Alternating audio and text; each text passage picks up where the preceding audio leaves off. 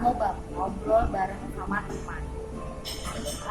Ini adalah program gue pertama kali gue bikin kayak podcast, dan kita sambil ngobrol-ngobrol nyantai aja gitu ya, sambil filsafati maknanya kita ketemu, maknanya silaturahmi sama maknanya kita ngobrol tuh ada ilmu apa sih yang bisa diambil dari pertemuan dan obrolan kita kali ini.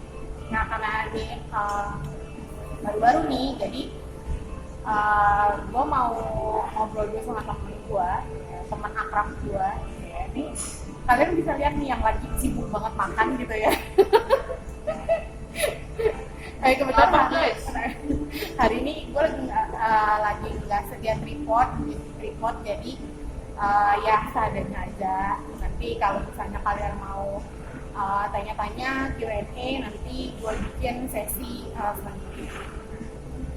Hari ini kita lagi pengen refreshing otak ya. Kalau yang lain pada keluar rumah ke gunung kemana-mana, kita lagi ke mall yang baru, namanya Depak Sawangan, ya, Depak Sawangan. Ini baru banget buka, kalau nggak salah Juli awal ya, Agustus ya, akhir Juli, jadi awal Agustus lah gitu. Jadi ini baru banget buka. Ini masih ya suasananya masih kayak gini gitu ya. Nah, sekarang aku ditemani oleh teman baik ya, teman dari SMA guys. Teman dari SMA namanya Septia Ningsih. Dia nih satu angkatan sama gue gitu ya. Jadi kita tuh SMA di SMA Negeri 8 Tangsel. Kita masuk 2006 ya deh. Nah, bukan 2011. 2006. Kamu jangan memudah-mudahkan umur. Oke. Dan kita lulus 2009. Jadi kalian tahu umur kita sebenarnya berapa sekarang ya? Kayak nggak kelihatan gitu ya umur segitu. Lagi gitu harus banget tuh jelasin ya detail ya, kan jadi bisa ketahuan umurnya berapa. Kan biar ngeliat, oh iya umurnya segitu tapi kok mukanya nggak segitu gitu ya, jauh lebih tua gitu maksudnya ya. Oke, sambil ngobrol-ngobrol aja. Di ngobam kali ini kita cuma ngobrol ya seputar, jadi ini seorang reporter ya gitu Ya, jurnalis majalah bukan majalah apa? Harian ya? Koran Republika atau Republika Online. Ya, Republika Online gitu ya. Jadi nanti kita ngobrol kenapa sih dia itu minat ke arah situ gitu ya. Jadi kadang kita nih nggak pernah tahu ternyata teman-teman kita tuh yang awalnya kayaknya minatnya ke sini, ternyata minatnya jadinya ke sini, kerjanya ini segala macam gitu ya. Nah, siapa tahu yang sekarang lagi nonton nih adik-adik yang bingung nih nyari jurusan, karena kan ini udah kenaikan kelas juga ya, kemarin kan kenaikan kelas terus mau nyari jurusan di mana. Nah, siapa tahu kayak ini menginspirasi kalian, oh ternyata gue minatnya ke sini, ntar pengennya jadi ini segala macam gitu ya. Oke. Nah, kita mulai nih. Ya. Dari tadi belum mulai ya? Dari tadi belum mulai, kita masih Oke. Baik. Oke. Kalau tahu bikin podcast, gue dandan dulu nih. Nggak perlu dulu ya. Oke. Kuliah di mana nih kemarin? Kemarin kuliah di UIN Jakarta. Terus jurusannya mengambil jurnalistik. Ngambil jurnalistik. Oke. Kenapa sih lu pengen banget ngambil jurnalistik nih?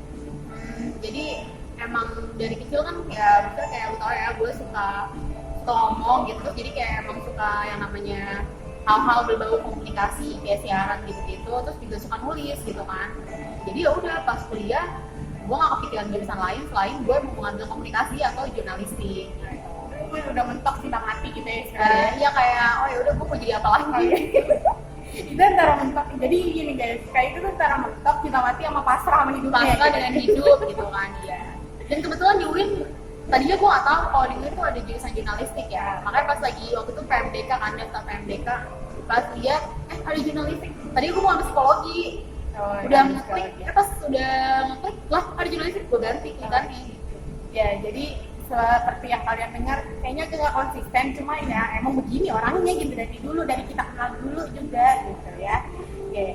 Terus kayak Buset, guys panjang banget daftar pertanyaan.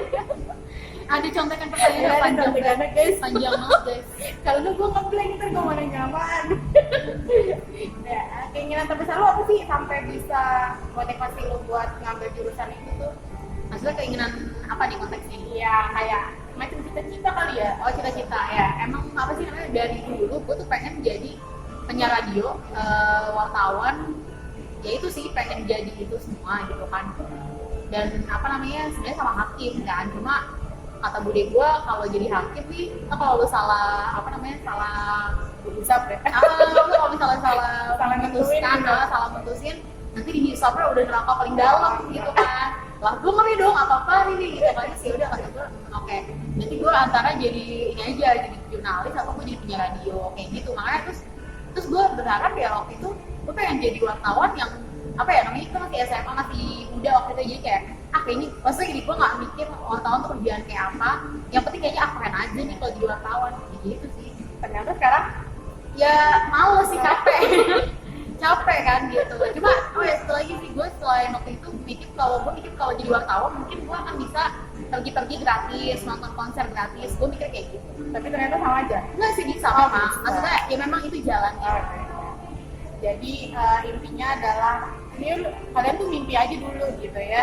Ya nggak sih? Benar. Mimpi aja dulu. Nanti siapa tahu dari mimpi itu ya harus dicapai juga, nggak cuma mimpi doang. Gitu. Mimpi kalau nggak usaha ya yang nggak tercapai Aja, juga. Oke, ini kan sekarang udah kerja di Republika nih, terus jabatannya udah Ya jurnalis biasa. Nah, jadi kalau misalnya di apa Ada namanya, jenjangnya apa gimana? kalau di dunia jurnalis tuh kita ada sertifikasi kan, jadi ada sertifikasi wartawan, namanya wartawan majar kayak gitu. Terus ada wartawan Ini ramah puskesmas ya, Bro? ya kayak gitu. Terus apa namanya, jadi kalau di jurnalis tuh kita nggak ada yang jenjang, maksudnya kalau udah tahun segini jadi ini nggak kayak gitu sih. Lebih ke arah, maksudnya jadi jurnalis tuh kayak apa ya, kayak istilahnya forever gitu loh. Mau tahu jadi apa, pempet apa segala macam, ya sebulannya jurnalis gitu. Jadi nggak ada kayak misalnya asisten, terus manajer gitu-gitu nggak ada ya? Enggak, kalau kita lebih kayak misalnya reporter senior, redaktur, asret gitu-gitu, pempet, Tapi overall semuanya namanya jurnalis gitu ya. jurnalis. Ya. Terus suka dukanya apa nih selama lo jadi reporter? Berapa tahun sih lo jadi reporter? 6 tahun. 6 tahun jadi reporter. Kenyang ya guys ya. Iya nih gue mau resign mau enggak ya? Gue bingung. Udah kalau orang tuh udah yang titik puncak paling kalau orang kerja tuh udah paling bosan gitu, kayak hubungan kali ya, udah bosan banget dengan Tapi gue mikir ternyata ya gue nih 6 tahun nih belum apa-apa, karena di atas gue dia udah sampai 10 tahun, jurnalis 10 tahun, jurnalis 20 tahun gitu kan. Jadi ya harusnya 6 tahun ya belum apa-apa sih gitu. Walaupun gue juga kadang udah bosan banget, cuma kayak ya belum apa-apa gitu. suka dukanya apa sih lo jadi reporter selama 6 tahun ini? Ya sukanya, ya suka banyak sih. Pertama kita bisa kenal sama banyak orang baru, dan kita bisa punya link yang nggak semua orang tuh bisa. Misalnya gini, kayak misalnya lo kerja di bank, oke, jabatan tertinggi lo jadi manajer bank kan, tapi lo belum tentu tuh bisa langsung kontak direktur bank, misalnya Bank Mandiri gitu. Lo gak akan bisa langsung hubungin dia kan, lo harus ada jenjang birokrasi apa lo kalau mau hubungin jelasan gitu. Tapi kalau wartawan kita bisa, dan kita langsung nelfon kayak narsumnya misalnya direktur bank kayak ngadi kayak apa, minta jawaban ini kayak gitu, bisa banget gitu. Jadi apa ya, posisi kita tuh membisakan kita untuk menghubungi siapapun, even menteri, even presiden gitu. Itu kita bisa aja. Jadi apa ya, kalau ibaratnya jurnalis tuh tidak kerjaan kita tuh nggak terfokus sama birokrasi apa kayak gitu, enggak. Karena yang bayangin kalau terfokus di birokrasi ya lama dong kan gitu. Sedangkan kan jurnalis lebih cepet nih bikin berita. Misalnya lo udah cepet nih bikin berita, lo mau soal apa misalnya yang sekarang lagi isunya lagi ramai soal UMKM ya, yang terdampak pandemi banget gitu. Kalau lo mau minta komen soal UMKM ke Menteri Koperasi, tapi lo mesti kirim surat ini dulu, ono ini, jadi bilang kapan itu beritanya kan. Jadi ya kalau jurnalis kebebasi, kalau misalnya jurnalis tuh bisa langsung, gue hubungin menterinya langsung bisa kayak gitu. Jadi itu pertama untuk connect jaringan segala macam, bisa ketemu orang-orang baru yang di lapangan yang seru-seru segala macam. Terus juga dan pastinya tadi sungainya juga gue bisa pergi jalan-jalan gratis gitu kan. Jadi kayak sambil liputan misalnya keluar kota, bahkan keluar negeri gitu, gratis sambil liputan ya bisa gitu kan. Maksudnya ya jadi akhirnya gue kayak, jadi kalau misalnya udah berangkat ini, gue udah gitu.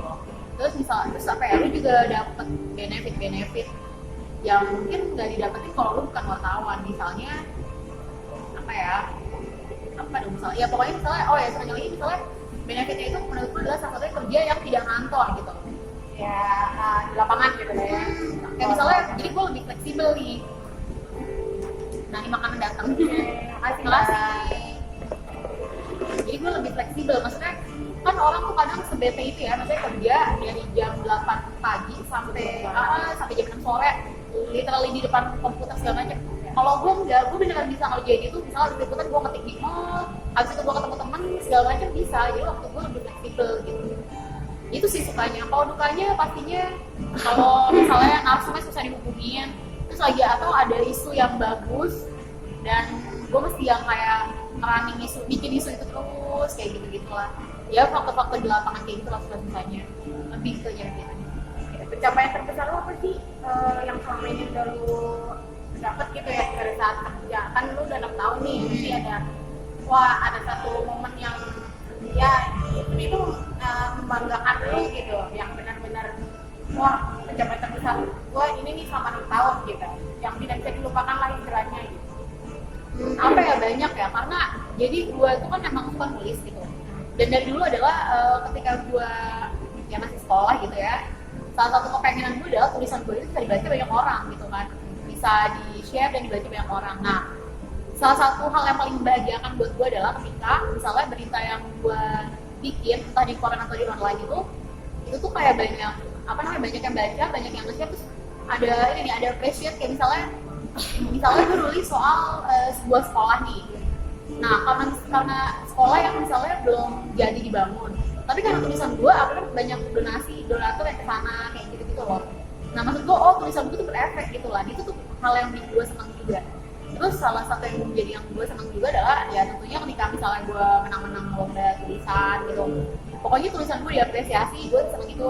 Dan ketika gue bisa menembus narsum yang sebenarnya narsum itu susah, tapi gue bisa. Nah, itu hal-hal yang bikin gue senang. Sama waktu gue lulus atau sih ini sepele, tapi waktu gue lulus sertifikasi wartawan media gitu ya, media atau gue lupa tuh. Oh iya, media deh kalau nggak salah.